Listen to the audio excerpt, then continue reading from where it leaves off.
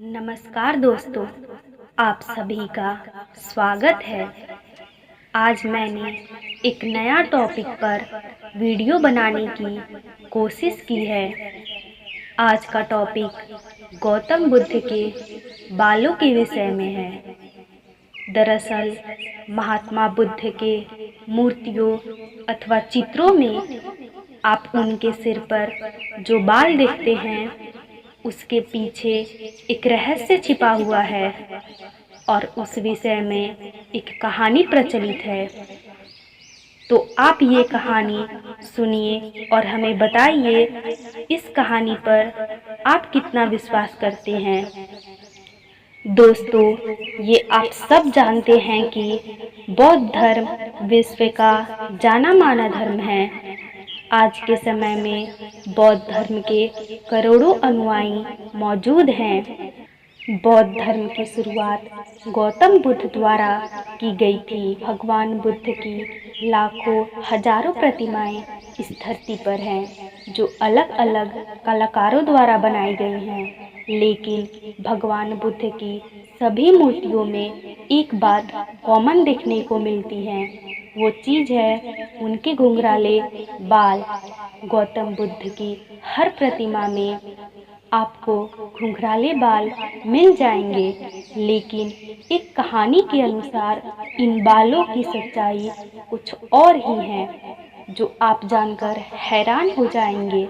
दरअसल में बुद्ध के सिर पर जो बाल दिखाई देता है वो उनके बाल नहीं बल्कि ढेर सारे घोंघे हैं।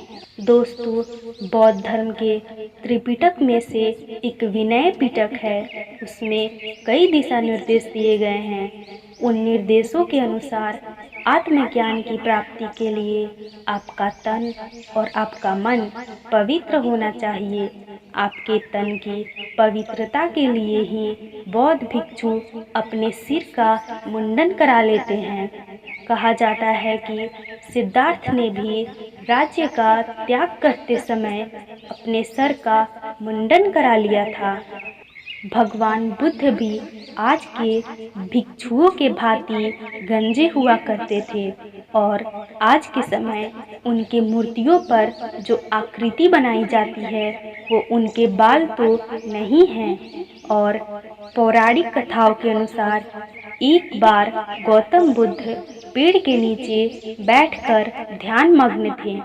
वे अपनी साधना में इतना ज़्यादा लीन हो गए थे कि उन्हें बाहर की दुनिया की कोई सुध बुध नहीं रही। उस दौरान गर्मी का मौसम था और सूर्य उनके सिर पर था। एक घोंघा देखकर सोचने लगा कि इतनी गर्मी में ये किस प्रकार साधना में लीन है। इनके सिर पर तो बाल भी नहीं हैं। ऐसे में महात्मा को तो और अधिक गर्मी लग रही होगी। ये बात सोचता हुआ वह घोंघा रेंग कर उनके सिर पर पहुंच गया। उसने सोचा, अगर मैं इनके सिर पर रहूंगा तो इन्हें गर्मी का एहसास कम होगा। दरअसल घोंघे का शरीर थोड़ा लचीला और नमी वाला होता है तथा उसे पकड़ने से ठंडक का एहसास भी होता है।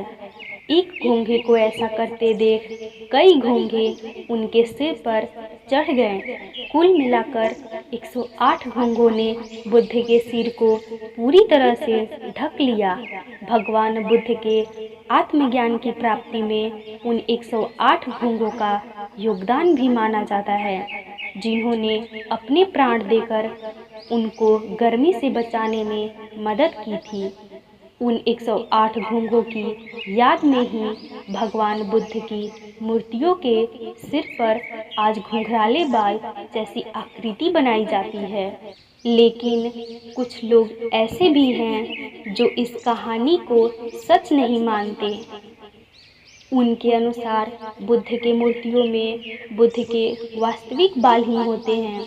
ऐसे लोगों का मानना है कि वन्य विहार करते समय गौतम बुद्ध के बाल बढ़ गए थे और उन्हीं बालों के साथ वे तपस्या करने लग गए थे। तपस्या के दौरान अधिक धूप से उनके सिर के बाल जल गए। आज भी विश्व के कई गर्म इलाकों में लोगों के बाल जलकर घुंघराले हो जाते हैं। इसी आधार पर भगवान बुद्ध के बाल घुंघराले बनाए जाते हैं। खैर, ये सभी तो मान्यताएं हैं। आप इस बारे में क्या सोचते हैं?